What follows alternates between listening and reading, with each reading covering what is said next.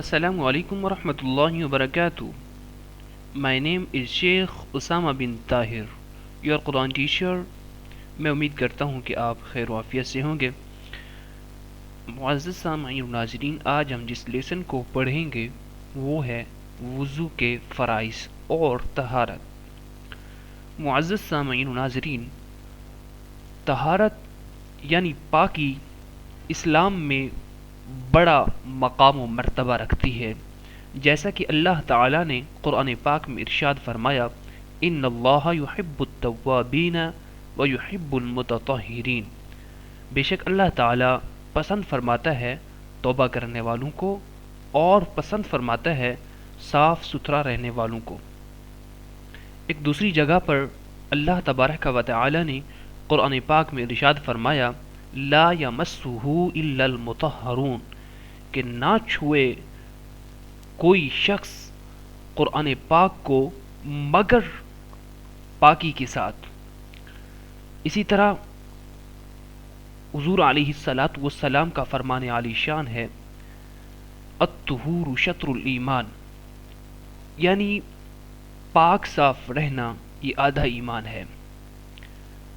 معزز سامعین و ناظرین، ہم نے پاکی کی کچھ فضیلت سنی.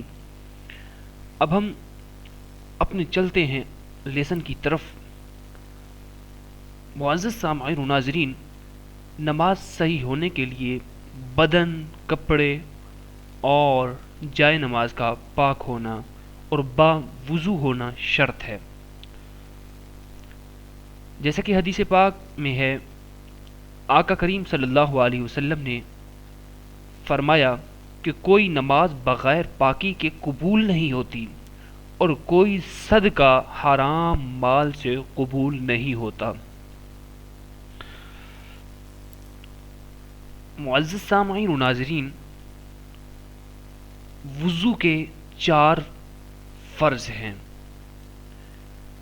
اگر ان 4 فرائض میں سے اگر ایک فرض بھی رہ گیا تو ہماری نماز نہیں ہوگی.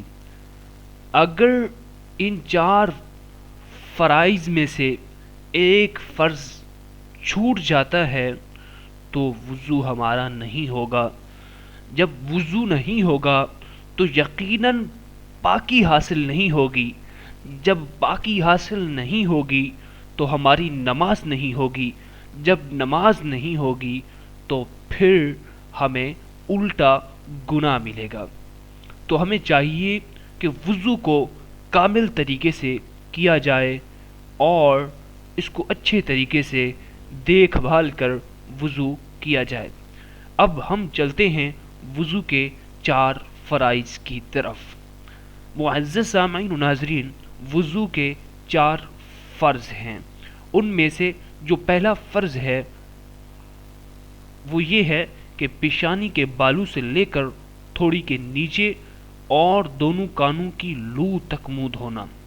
اس کی تھوڑی سی میں آپ سے تھوڑی تشریح کر دوں کہ پیشانی کے بالوں سے لے کر، یعنی پیشانی کے بالوں یعنی جہاں سے بال، پیشانی کے بالوں یعنی یہاں سے بال جمتے ہیں وہاں سے لے کر تھوڑی کے نیچے تک، تھوڑی تک نہیں کہا بلکہ تھوڑی کے نیچے تک کہا، تھوڑی کے نیچے تک، اور دونوں کانوں کی لو تک، یعنی ایک کان کی لو سے دوسرے کان کی لو تک منہ دھونا.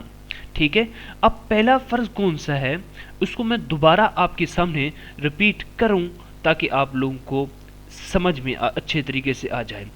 پہلا فرض یہ ہے کہ پیشانی کے بالوں سے لے کر تھوڑی کے نیچے اور دونوں کانوں کی لو تک منہ دھونا، یعنی دونوں کانوں، یعنی ایک کان کی لو سے لے کر دوسرے کان کی لو تک منہ دھونا. ٹھیک ہے. اب چلتے ہیں دوسرے فرض کی طرف. دونوں ہاتھوں کو کوہنیوں سمیت دھونا، دونوں ہاتھ کوہنیوں سمیت دھونا. اب ان دونوں ہاتھوں سے مراد کوہنیوں سمیت دھونا کہ ہم دونوں ہاتھوں کو کوہنیوں تک نہیں دھو سکتے بلکہ ہم دونوں ہاتھوں کو کوہنیوں سمیت دھوئیں گے. اب ہم چلتے ہیں وضو کے تیسرے فرض کی طرف، وہ ہے چوتھائی سر کا مسح کرنا. تیسرا فرض وضو کا چوتھائی سر کا مسح کرنا. ٹھیک ہے، اب چلتے ہیں چوتھے فرض کی طرف، دونوں پاؤں ٹخنوں سمیت دھونا. دونوں پاؤں ٹخنوں سمیت دھونا. دونوں پاؤں ٹخنوں سمیت دھونا. اب اس میں تھوڑی میں آپ کو تشریح کر دوں کہ دونوں پاؤں ٹخنوں سمیت دھونا ہے، ٹخنوں تک نہیں دھونا، بلکہ دونوں پاؤں ٹخنوں سمیت یعنی ٹخنوں کے اوپر تک دھونا ہے. اب میں آپ کو یہ یہاں پر وضو کے فرائض مکمل ہوئے. 4 وضو کے فرائض ہیں جو میں نے آپ کے سامنے رکھے. اب وضو کی سنتیں میں آپ کو بتا دوں. یہ وضو کی سنتیں ہیں. نمبر 1 نیت. اگر ان 4 فرائض میں سے میں تھوڑی سی آپ کے سامنے اس کی یہ بھی تشریح کر دوں کہ اگر ان 4 فرائض میں سے ایک فرض بھی چھوٹ جاتا ہے تو ہمیں پاکی حاصل نہیں ہوگی، ہمارا وضو کامل طریقے سے نہیں ہوگا. جب ہمارا وضو نہیں ہوگا تو ہمیں پاکی حاصل نہیں ہوگی. جب پاکی حاصل نہیں ہوگی تو ہماری نماز نہیں ہوگی. تو جب ہماری نماز نہیں ہوگی تو ہمیں الٹا ہم پر گناہ ملے گا ہمیں. اب میں آپ کو بتاتا چلوں کہ وضو کی سنتیں کیا ہیں اور کتنی ہیں. نمبر 1 نیت کرنا. نمبر 1 نیت کرنا شروع میں. نمبر 2 شروع میں بسم اللہ پڑھنا اور پہلے 3 بار دونوں ہاتھ کلائی تک دھونا. شروع میں بسم اللہ پڑھنا اور پہلے 3 بار دونوں ہاتھ کلائی تک دھونا. اس کے بعد تیسری سنت جو ہے پھر 3 بار کلی کرنا اور مسواک کرنا.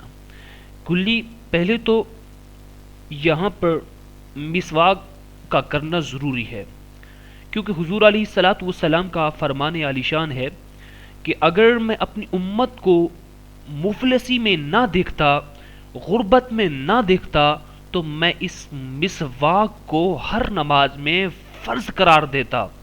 اگر میں اپنی امت کو غربت کی حالت میں نہ دیکھتا، مفلسی کی حالت میں نہ دیکھتا، تو میں اس مسواک کو ہر نماز یعنی 5 وقت کی نماز میں فرض قرار دیتا.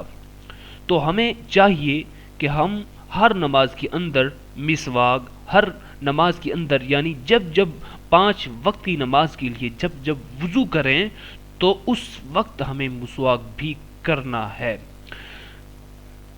تو پھر اس میں مسواک اگر ہے تو مسواک کریں. اگر مسواک بالفرض نہیں ہے تو ہمیں پھر 3 بار کلی کرنا ہے. 3 بار کلی کرنا ہے. اس کے بعد جو چوتھی سنت ہے وہ یہ ہے پھر 3 بار ناک میں پانی ڈالنا. 3 بار ناک میں پانی ڈالنا. نیت کرنا، شروع میں بسم اللہ پڑھنا اور پہلے 3 بار دونوں ہاتھ کلائی تک دھونا.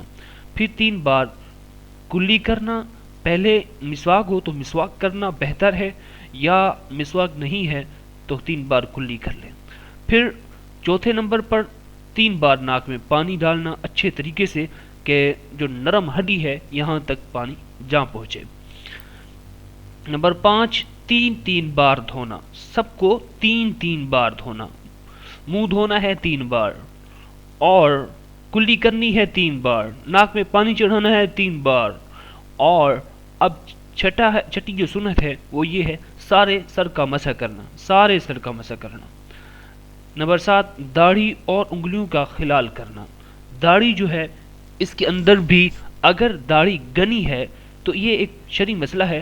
اگر داڑھی گنی ہے تو اس میں یہ ہے کہ داڑھی جس کی گنی ہے اس کو یہ کہ پانی کا داڑھی کے اندر پہنچانا ضروری نہیں ہے، لیکن جس کی داڑھی گھنی نہیں ہے جس کی داڑھی گھنی نہیں ہے اس کو اپنی داڑھی کے اندر تک پانی کا پہنچانا یہ ضروری ہے. اور انگلیوں کا خلال کرنا یعنی جو ہماری انگلیوں کے اندر والی جگہ ہیں ان پر خلال کرنا.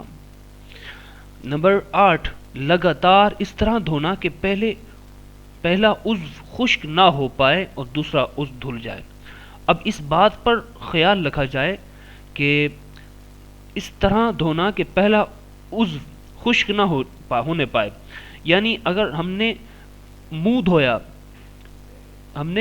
دھویا پھر اس کے بعد بازو کو تب دھویا کہ منہ اس ٹائم ہمارا خشک ہو چکا تھا، تو یہ ہمارا وضو نہیں ہوگا، ٹھیک ہے۔ تو اس ٹائم دھونا ہے کہ پہلے منہ کو دھونا ہے، وہی منہ والا پانی اب بھی نیچے ٹپک رہا ہو کہ ہمارا دونوں بازو بھی دھل جائے۔ نمبر 9، ترتیب وار دھونا، کہ پہلے منہ دھوئے، پھر کوہنیوں سمیت ہاتھ دھوئے، پھر سر کا مسح کرے، پھر پاؤں دھوئے۔ ایسا نہ ہو کہ پہلے منہ دھوئے پھر مسح کرے، نہیں، بلکہ ترتیب سے پہلے منہ دھوئے، پھر جو ہے بازو دھوئے، پھر سر کا مسح کرے، پھر دونوں پاؤں ٹخنوں سمیت دھوئے۔ اگر چلتے ہیں سنتوں کو بھی ساتھ میں شامل کرتے ہیں، یہ کہ کلی کرے، دونوں ہاتھ بسم اللہ پڑھے، کلی کرے، پھر ناک میں پانی چڑھائے، پھر منہ دھوئے، پھر دونوں بازو کو کوہنیوں سمیت دھوئے، پھر سر کا مسح کرے، پھر ٹخنوں سمیت دھوئے۔ تو یہ ترتیب سے کرنا لازمی ہے۔ اب سنت کا بھی میں آپ کو بتاتا چلوں، سنت چھوڑنے سے وضو تو ہو جاتا ہے مگر ثواب کم ملتا ہے۔ سنت میں سے کوئی اگر ہم سے کوئی سنت چھوٹ جاتی ہے تو وضو تو ہو جائے گا مگر ثواب کم ملے گا۔ تو ہمیں چاہیے کہ فرض کے ساتھ ساتھ سنتوں کو بھی مکمل ادا کیا جائے۔ دعا ہے اللہ تعالی سے ہمیں مکمل اور اچھے طریقے سے اپنا وضو اچھے طریقے سے بنانے کی توفیق عطا فرمائے۔ وما علیہ الا البلاغ۔